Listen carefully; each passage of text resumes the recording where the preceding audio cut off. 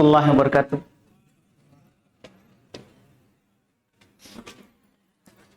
Alhamdulillahirabbil alamin. Wassalatu wassalamu ala Rasulillah nabiyina Muhammadin wa ala alihi wa ashabihi wa man tabi'ahum bi ihsan ila yaumiddin. Amma ba'd. Alhamdulillah, kita lanjutkan lagi pembahasan fikih haji dengan membaca kitab Umdatul Fiqh karya Imam Ibnu Qudamah Al-Maqdisi rahimahullah. Kita masih di pembahasan sa'i setelah tawaf. Jadi kita tawaf 7 kali dengan yang kita jelaskan di pertemuan yang lalu. Kemudian kita keluar dari tempat tawaf ke mas'a, ke tempat sa'i. Sekarang alhamdulillah semuanya sudah diatur pintunya dengan bangunan baru sekarang. Kita memang setelah dari sholat 2 rakaat di belakang makom Ibrahim, maka kita akan keluar dari ke mas'a, ke tempat sa'i. Dan sekarang alhamdulillah, kalau dulu orang bisa saja dia akan salah arah ke Marwah sebelum ke Sofa dulu. Kalau sekarang sudah di dinding, sehingga kita keluar dari tawaf itu langsung ke arah Sofa, ke arah Sofa. Jadi kita keluar dan ke tempat sa'i, kita naik di Bukit Sofa. Kalau kita di lantai bawah, maka nanti ada menanjaknya. Dan sampai sekarang gunungnya Sofa itu masih seperti dulu, tidak diubah. Cuman di lantai saja yang sampai naiknya. Sampai naiknya. Kita naik ke sana setelah sholat tentunya 2 rakaat. Maka kata beliau, fayati wa yarqa alif. Kita datang ke tempat sa'i, naik di atasnya. Kita naik di atasnya, wa yukabbirullaha wa yuhallilu. Wa yad'u. Dia bertakbir kepada Allah, yaitu dia baca Allahu Akbar kalau sudah di atas, menghadap ke Ka'bah. Dan alhamdulillah tempatnya terbuka, apalagi sekarang sudah mulai rampung, sudah tidak banyak dinding. Jadi kita di atas Sofa itu akan melihat Ka'bah. Maka kita disunahkan menghadap ke Ka'bah, bertakbir, Allahu Akbar, Allahu Akbar, Allahu Akbar. Setelah itu kita bertahlil. Bertahlil kita baca la ilaha illallah. Tidak apa-apa hanya sampai di situ. Tapi kalau kita baca lengkap, itu lebih sunnah. Kita baca la ilaha illallah wahdah la syarikalah lahul mulku wa lahul hamdu wa huwa ala kulli syai'in qadir. La ilaha illallah wahdah anjaza wa'dah wa nasra abdah wa hazamal ahzaba wahdah. Kalau sampai lengkap, alhamdulillah. Setelah itu, wa yad'u, kita berdoa dengan doa kebaikan dunia ataupun akhirat, kebaikan akhirat ataupun dunia. Apa yang diilhamkan oleh Allah, diberikan taufik untuk diminta di situ, kita minta. Setelah itu, kita disunahkan mengulangnya 3 kali, walaupun sekali tidak ada masalah. Tapi disunahkan 3 kali, jadi takbir lagi. Setelah berdoa, takbir lagi. Bertahlil lagi. Berdoa lagi. Setelah itu, takbir lagi. Tahlil lagi. Berdoa lagi. Disunahkan 3 kali. Karena Nabi kalau berdoa 3 kali. Iya, meminta, maka belum ulang 3 kali. Iya, yang penting sebelum berdoa, jangan lupa takbir dulu. Karena Allah senang dipuji sebelum kita meminta kepadanya. Takbir dulu, tahlil dulu, baru berdoa. Walaupun boleh langsung berdoa, tapi itu terlalu tergesa-gesa. Karena pernah ada sahabat langsung berdoa, Nabi berkata, ajilah hadza, ini terlalu tergesa-gesa. Mau sekali langsung minta. Iya. Maka sunnahnya adalah kita takbir dulu. Besarkan Allah, agungkan Allah, baru kita tahlil, ucapkan kalimat tauhid. La ilaha illallah wahdahu la syarikalah. Kita baca baru berdoa. Setelah itu, tsumma yanzil, kemudian kita turun. Dari Bukit Sofa itu kan kita naik sebelah sini, hadap kiblat. Kemudian kita akan turun sebelah sini karena sekarang diatur jalan perginya dan kembalinya. Ya. Jadi kita naik sebelah sini, kita turun sini. Turun, fayamsi ilal alam.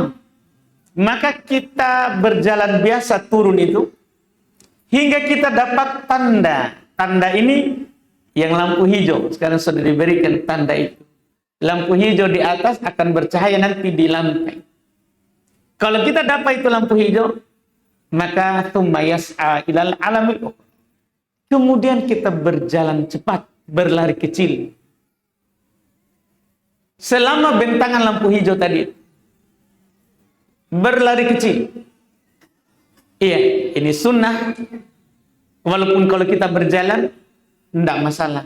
Tapi sunnahnya kita berlari kecil di lampu itu. Hingga ujung lampu itu. Kalau sudah hilang lampunya di atas atau di bawah ini cahayanya, maka kita berjalan biasa. Kata beliau, tsumma yamshi ilal marwa. Kemudian seorang melakukan jalan biasa hingga ke Marwa. Bukit Marwa lebih rendah dibandingkan dengan Bukit Sofa.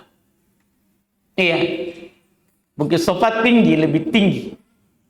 Makanya kita kadang tidak sampai ke puncak Sofa. Bahkan sekarang puncak ini sudah di dinding.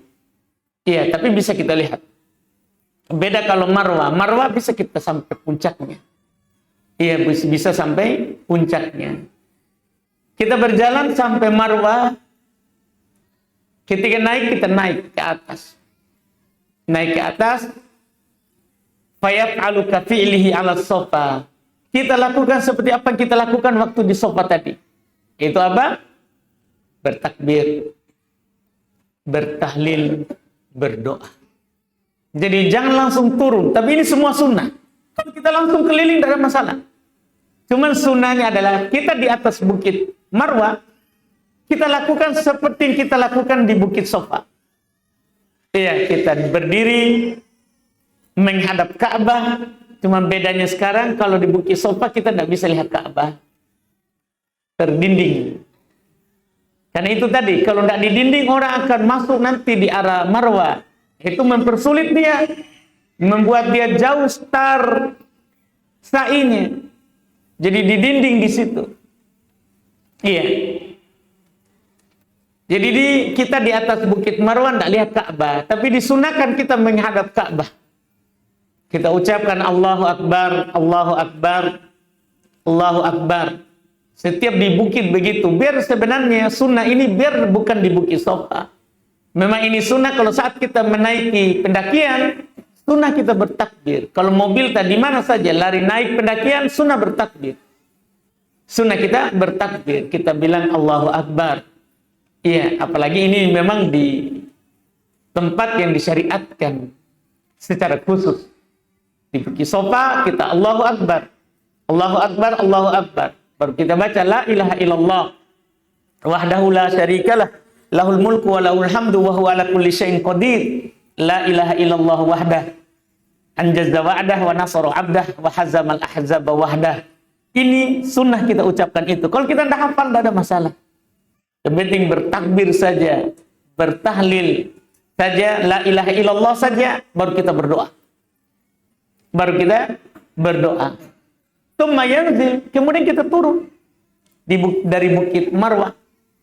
Dari Bukit Marwa, fayamshi fi maudhi'i masyi, maka kita berjalan biasa di tempatnya. Dan sekarang tentunya alhamdulillah itu tadi sudah diatur.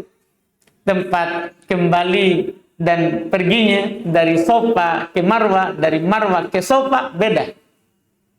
Iya, sudah ada pembatasnya di tengah. Sudah ada pembatasnya di tengah. Jadi kita jalan wa yas'a fi mawdi' sa'i, dan dia nanti lagi berlari kecil di tempat berlari kecil. Jadi nanti sebelahnya, sebelum kita naik Bukit Safa itu ada lagi tadi itu lampu hijau. Jadi kita lari lagi sampai selesai, berjalan lagi biasa, naik Bukit Safa. Di atas Bukit Safa, maka kita lakukan seperti yang pertama. Begitu terus hatta yakmula sab'at asywat, sampai kita sempurna di 7 kali. 7 kali juga sama dengan sa'i, cuman ada perbedaannya. Yaitu apa? Wa yahtasibu bidhahabi sa'yatan wa birruju'i sa'yatan. Masya Allah. Hitungannya beda dengan tawaf. Kalau tawaf melingkar, Hajar Aswad, ketemu lagi Hajar Aswad baru 1. Kalau sa'i tidak.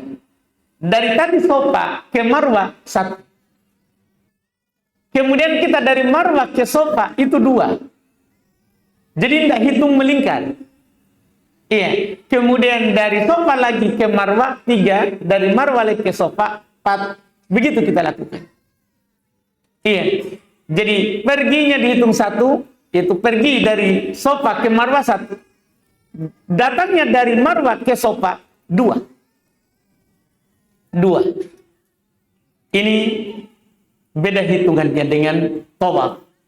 Wa yaftahu bis Safa wa yahtatimu bil Marwah.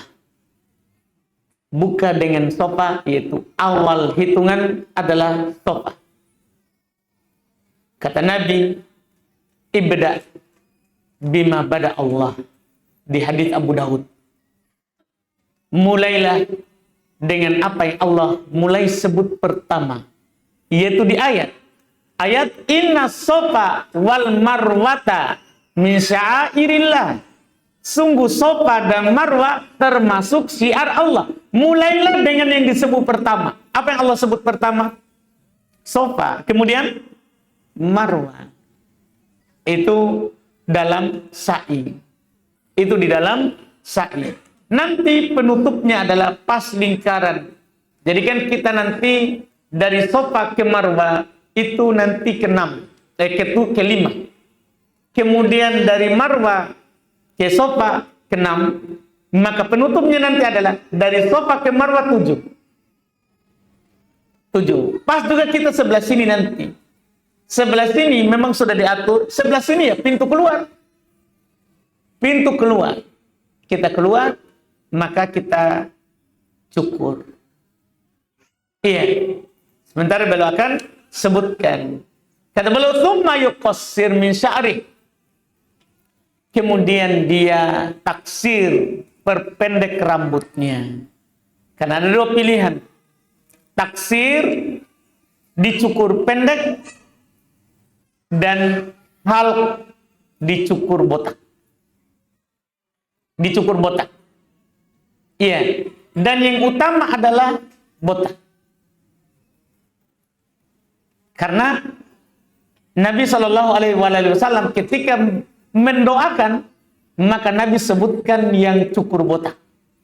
Kata Nabi, Allahumma arham al-muhallikin. Allahumma arham al-muhallikin. Allahumma arham al-muhallikin 3 kali. Ya Allah, berilah rahmat kepada orang yang cukur botak. Ya Allah, berilah rahmat terhadap orang yang cukur botak. Ya Allah, berilah rahmat terhadap orang yang cukur botak 3 kali. Belum dah sebutkan yang cukur pendek. Kecuali setelah diingatkan oleh sahabat, ya Rasulullah wal muqassirin. Wahai Rasulullah, yang cukur pendek juga. Baru belum bilang wal muqassirin. Dan yang cukur pendek. Tapi perlu diingat, ini kesalahan banyak sekali jemaah. Cukur pendek maksudnya adalah mencukur semua rambut. Tidak botak. Itu bilang cukur pendek. Bukan mencukur sedikit. Itu perempuan. Perempuanlah yang mencukur seruas jari. Di sini masalah orang, pergi toh laki-laki cukur seruas jari begini. Pergi gunting di situ di keluar, tempat keluar. Dia bawa gunting, dia cukur seruas jari. Pak, kita bukan perempuan. Itu perempuan yang seruas jari. Laki-laki adalah taksir paling rendah, yaitu mencukur seluruh rambut walaupun tidak botak. Bahkan sebagian ulama mengatakan tidak sah orang cukur sebagian kalau laki-laki. Tidak apa-apa, di atas lebih panjang, di bawah lebih pendek. Tidak masalah, yang penting seluruh rambut diambil. Seluruh rambut diambil. Jangan hanya ambil sedikit saja. Itu belum dianggap. Ini banyak sekali para ulama ingatkan, ya, orang kalau perempuan cocok setelah tempat sa'i itu, dia gunting saja sedikit selesai. Perempuan, kalau laki-laki, ya harus pergi ke tukang cukur. Atau kalau mau ya cukur masing-masing di hotel, kan begitu. Iya. Tapi harus paling rendahnya adalah dicukur pendek. Seluruh rambut dicukur. Seluruh rambut dicukur. Jadi beliau katakan seperti itu, in kana mu'tamiran wa qad halal. Kalau dia orang berumrah, maka telah halal. Selesai. Dengan tadi itu cukur sudah halal. Sudah boleh lagi dia pakai yang tidak boleh saat berihram. Sudah boleh pakai parfum, boleh pakai pakaian berjahit. Selesai intinya umrohnya. Kecuali yang haji illal mutamatti in kana ma'u hadi. Kecuali orang yang haji tamattu dan dia memiliki hewan sembelihan, maka dia belum masih berlanjut.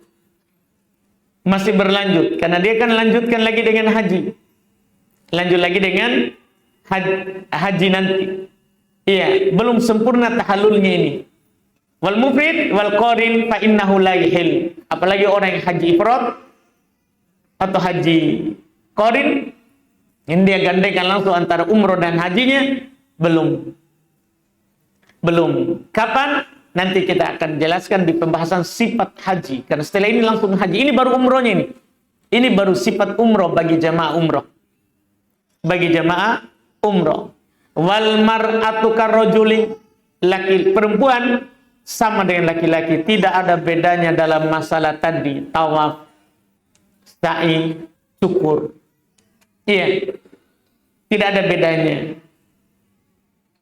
Illa annaha la tarmul fi tawafin wala sa'in. Masya Allah. Di faedah. Hanya saja dia tidak perlu berlari kecil di tawaf, tidak perlu juga di sa'i. Jadi kalau laki-laki berlari di tanda tadi, kalau perempuan tidak apa-apa berjalan saja. Tapi kalau dia berlari tidak apa-apa. Berlari juga tidak masalah. Karena sunnah lari di tanda itu karena dulu Hajar yang berlari ketika naik Bukit Sofa dan berlari ketika turun Bukit Sofa. Kan perempuan yang menjadi sebab ini disunahkan. Maka boleh dia berlari seperti laki-laki, cuman tidak seperti ditekankan terhadap laki-laki. Terhadap laki-laki. Sama dengan 3 pertama saat tawaf, perempuan itu tidak berlari. Hanya laki-laki. Semua ini sama. Perbedaannya adalah hanya dari sisi tadi cukur, dia hanya seruas jari saja, ya, cukurnya. Dan terkait dengan pakaian berjahit, perempuan hanya tidak boleh pakai cadar saja. Boleh pakai pakaian berjahit, cuman tidak boleh dia pakai cadar. Ini adalah perbedaan yang ada. Adapun yang lain sama. Tidak ada perbedaan antara jamaah laki-laki dan jamaah perempuan dari sisi ibadah, pelaksanaan ibadah umroh. Setelah itu kita haji. Setelahnya bisa? Setelahnya ya haji ya. Haji berikan pendek. Masya Allah. Baik. Perasaan baru sedikit. Enggak ya? Perasaan itu ya? Enggak boleh pakai perasaan. Alhamdulillah. Kita cukupkan dulu, berarti tamat umroh. Selesai tentang umroh. Setelah itu kita akan fokus di cara berhaji. Sifat hajinya Nabi Sallallahu Alaihi Wasallam. Silakan Pak. Tunggu Pak. Waalaikumsalam.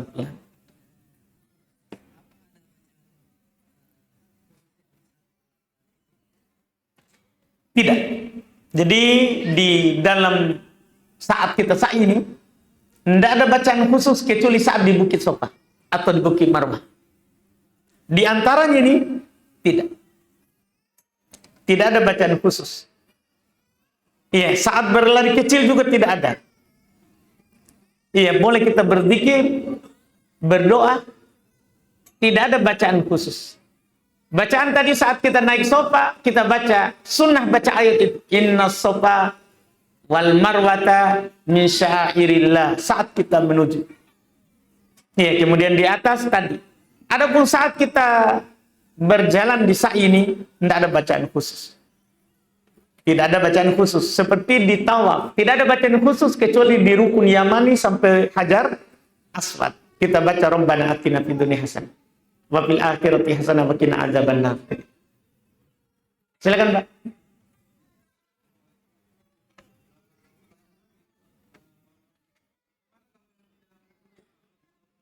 Yang tidak mempunyai rambut.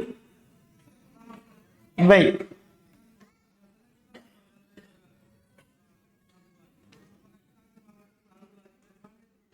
Baik. Jadi bagi orang yang tidak memiliki rambut, ya tidak ada cukur rambut. Tidak punya rambut. Cuman kata para ulama, cukup dia jalankan silet di atas kepalanya. Itu supaya dianggap cukur. Jadi walaupun tidak ada rambutnya, cukup dia jalankan saja siletnya. Alat cukurnya, Pak. Sudah dianggap tahallul. Yang kedua tadi? Iya, sama. Orang yang umroh Islam, maksudnya umroh untuk dirinya, atau umroh badalkan orang, sama dengan itu. Tidak ada perbedaannya. Dia berihram, dia tawaf, sa'i, tahallul. Cuman masalah kita sudah habis rambut ya.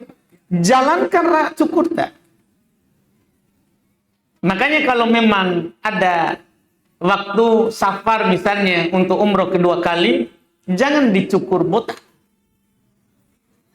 Kan begitu, Pak? Sama dengan orang yang haji tamattu, jangan dicukur botak saat umroh. Iya, apalagi kita ya, lihat biasanya rambut kita lama tumbuhnya. Tapi kalau kita adalah orang yang cepat tumbuh rambutnya, tidak masalah. Dan nanti bisa botak lagi. Begitu. Allah. Ada lagi? Tanya langsung, ini kertas. Bila kita mengejar seorang anak, mengajar, saya kira mengejar. Iya. Bila kita mengajar seorang anak mengaji, kalau dia mengaji di tempat lain, apa kita marah atau suruh saja dia mengaji di tempat itu dan kita tidak mau mengajar dia lagi? Bagaimana perbuatan ini? Salah atau benar?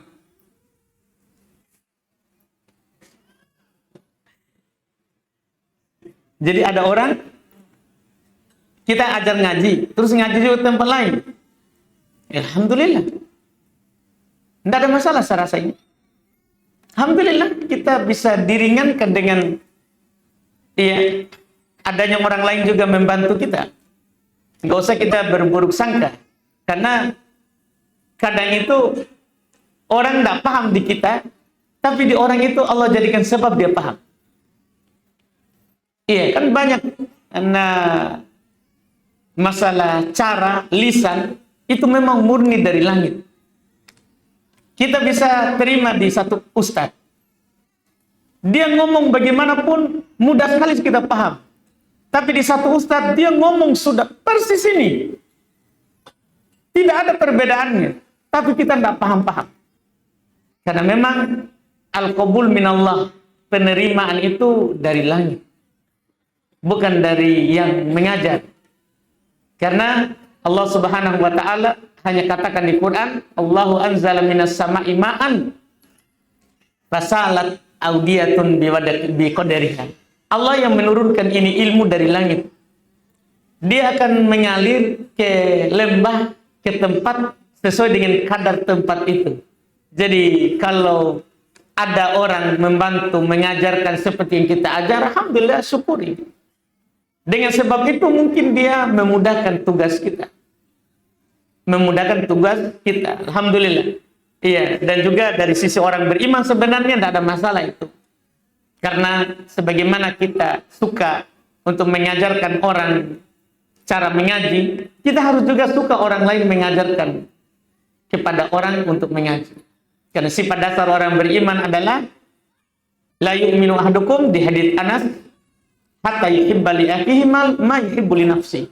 Tidaklah beriman salah seorang dari kalian sampai dia senang untuk saudaranya itu apa yang dia senang untuk dirinya. Jadi dimulai dulu dengan orang lain.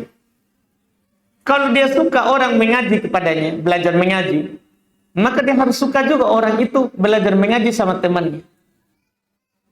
Sama temannya. Jadi tidak perlu kita permasalahkan ini. Ya, wallahu a'lam. Cuman saya tahu ada masalah ini. Alhamdulillah.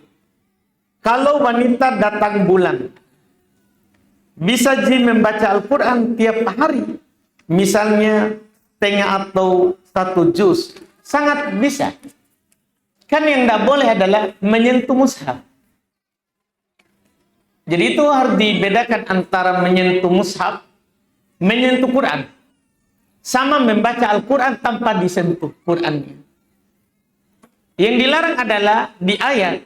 Kan sebenarnya tidak ada dalil yang pas, yang langsung jelas mengharamkan seorang perempuan haid itu membaca Quran. Para ulama berdalil dengan ayat, la yamassu illal mutahharun. Tidak ada yang menyentuhnya kecuali yang disucikan. Ini ayat. Sebenarnya konteksnya adalah malaikat. Cuman para ulama mayoritas mengatakan kalau di kalangan atas saja tidak pernah berdosa, harus bersuci. Maka di kalangan bawah juga harus juga bersuci. Itu saja dipakai ayat. Dan ayat menyebutkan tidak ada yang menyentuh. Jadi pembahasannya menyentuh, bukan membaca. Makanya boleh kita membaca Al-Quran walaupun kita junub. Boleh kita membaca Quran walaupun kita haid. Boleh. Berdalil dengan hadits Aisyah, kata beliau, karena Nabi sallallahu alaihi wasallam yadhkurullah fi kulli ahyani. Adalah Nabi sallallahu alaihi wasallam berzikir kepada Allah setiap keadaan. Ada memang hadis Ali bin Abi Thalib. Karena Rasulullah sallallahu alaihi wasallam yukri'una al-Qur'an malam yakun junuban. Adalah Rasulullah sallallahu alaihi wasallam membacakan kepada kami Quran selama tidak junub. Cuma ini hadis dhaif. Jelas larangan membaca Quran saat haid atau junub tidak ada yang sahih dari Nabi. Yang ada adalah ayat tadi yang saya baca. Menyentuh mushaf. Itu pun menyentuh langsung lembaran. Adapun kita pakai kaos tangan, membuka Quran pakai kaos tangan, tidak ada larangan. Jadi boleh perempuan sedang haid membaca dari Quran. Yang penting jangan disentuh langsung Quran. Apalagi kita sekarang kan bisa baca HP di HP. Keluar dari masalah. Keluar dari masalah karena seorang baca Quran dari HP dia tidak sentuh Quran, dia sentuh HP-nya. Dia sentuh HP-nya. Jadi dibolehkan baca setengah juz atau 1 juz atau baca dia tamatkan Quran dalam 3 hari, tidak ada masalah bagi orang yang sedang haid atau bagi orang yang sedang junub. Wallahu a'lam.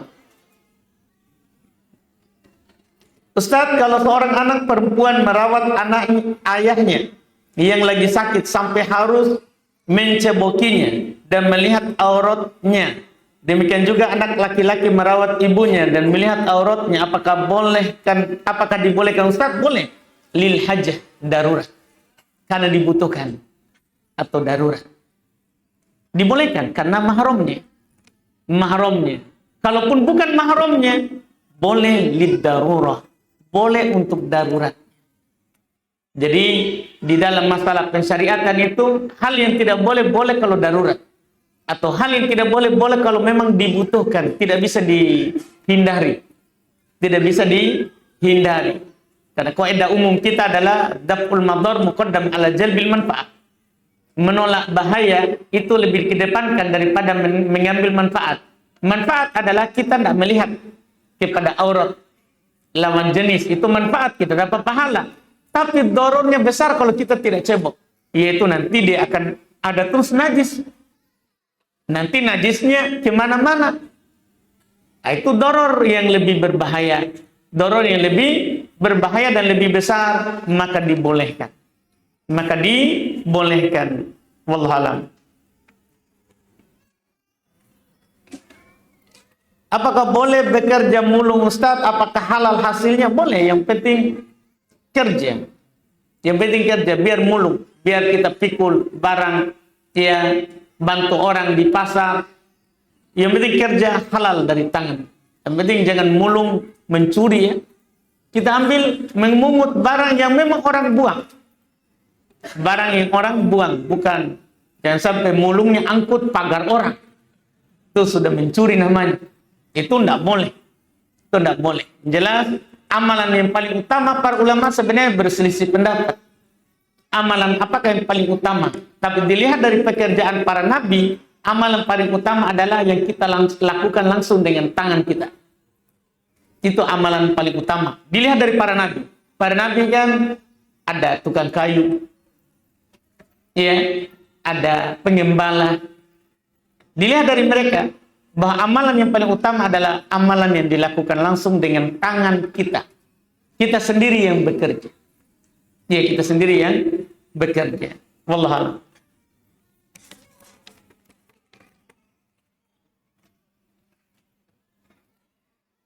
Sini bismillah ada 3 pertanyaan, ya. Batas waktu sholat qobliyah bagi perempuan yang mengerjakan di rumah, apakah terikat dengan waktu antara adzan dan iqamah di masjid qobliyah? Tidak. Perempuan tidak terikat dengan iqamah di masjid. Dia hanya terikat dengan masuknya waktu. Dia hanya terikat dengan masuknya waktu. Walaupun sudah qamah, masih boleh dia melakukan sholat qobliyah di rumah. Karena yang wajib, ya, yang tidak boleh sholat sunnah adalah laki-laki. Kata Nabi SAW, "Ida uqimatis sholat, fala sholata illal maktubah." Jika telah diqomat itu sholat, maka tidak boleh lagi ada sholat kecuali sholat wajib. Ini bagi laki-laki, karena dia wajib ke masjid. Wajib menjawab adzan. Berdalil dengan hadis seorang buta, Ibnu Ummi Maktum datang kepada Nabi, bilang, "Ya Rasulullah, saya ini orang buta, tidak ada penuntunku ke masjid. Boleh nggak saya sholat di rumah?" Nabi bertanya kepadanya, "Dengar azan?" Dia bilang, "Iya." Maka kata Nabi, "Fala ajidu laka rukhsah." Saya tidak dapat keringanan untukmu. Ini orang buta. Berarti orang yang melihat, ya wajib. Orang buta saja wajib. Ini laki-laki. Adapun perempuan, tidak wajib dia sholat berjamaah di masjid. Kalau dia mau ke masjid, tidak boleh laki-laki larang. Kalau ada keluarga kita mau ke masjid, tidak boleh kita larang. Kita antar, kita izinkan. Karena memang dalam hadis Bukhari Muslim, dilarang bagi kita laki-laki untuk melarang perempuan yang mau ke masjid. Cuman tidak wajib baginya ke masjid. Beda laki-laki wajib. Wallahualam. Apakah jin bisa menampakkan dirinya di tanah haram dan ikut beribadah? Bisa kalau dia mau. Jin, ada jin muslim juga berumroh, berhaji. Ya, berumroh, berhaji. Karena Rasul kita manusia dan jin sama. Nabi Muhammad. Nabi Muhammad. Tidak ada, ya, perbedaan Rasul. Tidak ada bahkan Rasul di kalangan jin. Rasulnya jin adalah yang di kalangan manusia. Syariatnya sama. Syariatnya sama. Mereka juga berhaji dan mereka juga berumroh. Kalau ditanya bisa menampakkan dirinya, bisa. Bisa dia tampakkan dirinya. Apakah jari tangan, pertanyaan ketiga ini, apakah jari tangan termasuk punggung tangan jika terlihat sholat tidak sah? Dimaafkan ini jari. Demikian pula telapak tangan saat sholat. Tapi kalau punggung tangan ini tidak dimaafkan. Batal sholat kalau kelihatan punggung tangan. Ini di punggungnya. Kalau jari dimaafkan. Telapak tangan dimaafkan. Kalau punggung tangan tidak dimaafkan dalam sholat. Batal sholatnya perempuan yang kelihatan punggung tangan. Perempuan yang kelihatan punggung tangannya. Wallahu a'lam. Walaupun sholat sendiri di rumah, iya Pak. Karena ini bukan karena orang melihat. Ini karena memang perintah ta'abudiyah. Perintah penghambaan. Ya sama dengan kita kan. Khudhu zinatakum inda kulli masjid, laki-laki. Ambil pakaian terbaik kalian ketika kalian ke masjid. Ya kalau sholat di rumah, tetap pakaian terbaik. Karena kan inda kulli masjid. Masjid maksudnya tempat sholat. Bukan masjid yang kita pahami. Masjid itu tempat sholat. Biar masjid rumah tak. Mau sholat di rumah kita. Kalau kita mau sholat, kita ambil pakaian terbaik. Kita ambil pakaian terbaik. Wallahu a'lam.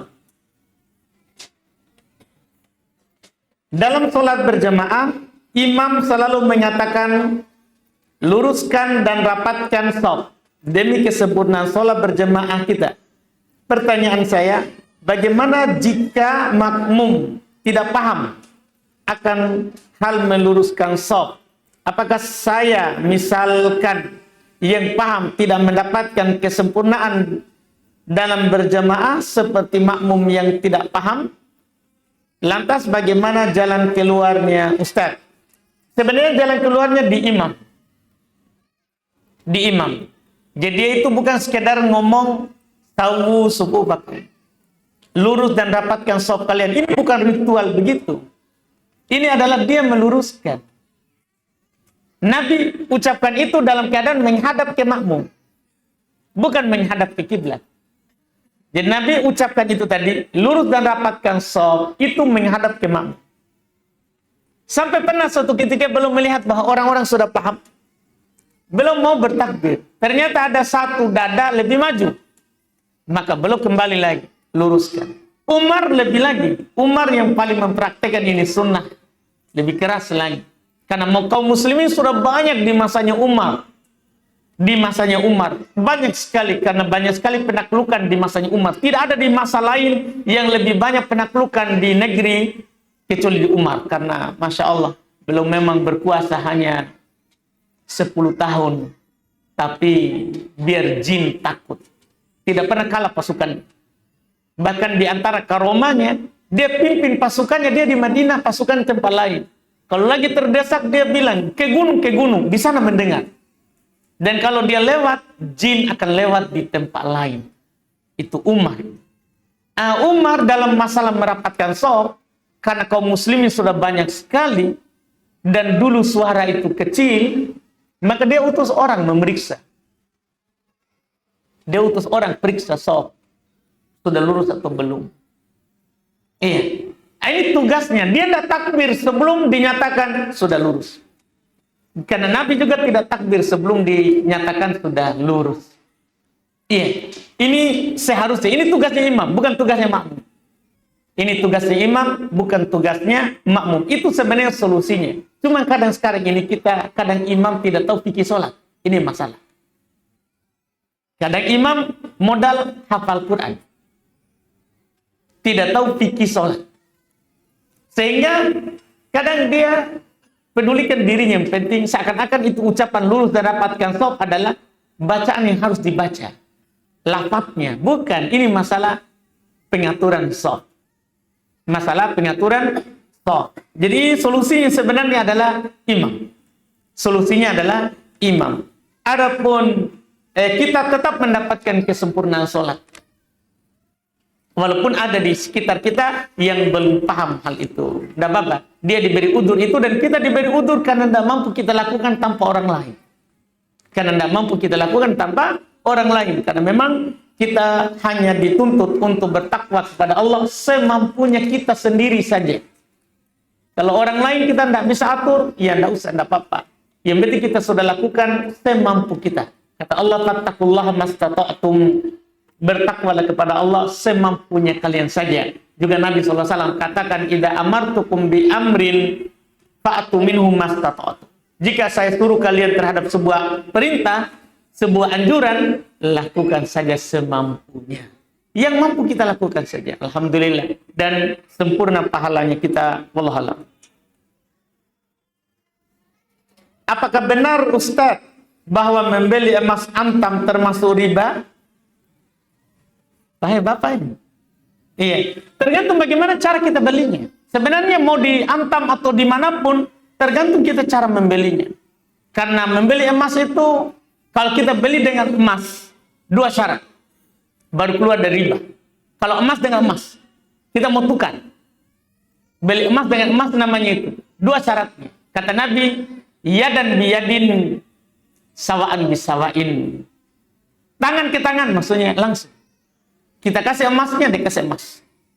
Tidak boleh diakhirkan. Kalau diakhirkan besok, sebentar sore, riba nasi'ah. Riba nasi'ah. Sawaan bisawain, harus sama nilainya. 1 gram, 1 gram. Harus sama nilainya. Kapan yang kita kasih 1 gram, yang dia kasih misalnya 5 gram, anggaplah riba fadl.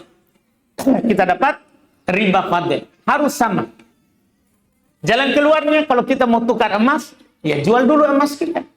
Baru kita beli emas yang baru kita mau.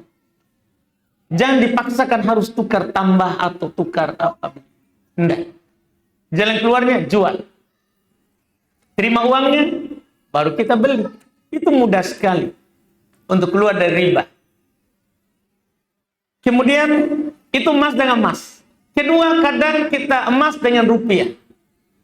Maka kalau emas dengan rupiah, 1 syarat saja. Tidak seperti tadi. Kata Nabi, idza ikhtalafatil ajnas, kalau beda jenisnya, itu bukan emas dengan emas. Emas kita mau beli, kita pakai rupiah. Itu namanya beda jenis. Maka kata Nabi, tabi'u kaifa syi'tum idza kana yadan biyadin. Silakan lakukan transaksi bagaimanapun kalian mau, yang penting tangan ke tangan. Yang penting kita kasih rupiah, atau kita transfer rupiah di situ di majelis akad, dia kasih emas. Jadi tadi di emas antam, tergantung kalau iya, kita pergi beli ke sana dan kita kasih uang atau transfer uangnya, dia kasih emasnya, tidak riba. Tapi kalau kita hanya beli, tidak pernah kita lihat emasnya, riba. Kalaupun kita setelah itu mau simpan di antam misalnya, kita beli ini, kemudian kita mau tabung lagi itu emas di antam. Tidak masalah, yang penting diserahkan emasnya, kita serahkan uangnya. Baru sebentar kita simpan. Kita simpan. Jadi tergantung ini, bagaimana akadnya ini Pak Asri? Emas antam ini nih, bos ini. Iya. Apakah riba atau tidak? Tidak. Ayo, kita bilang tidak. Alhamdulillah. Aman itu.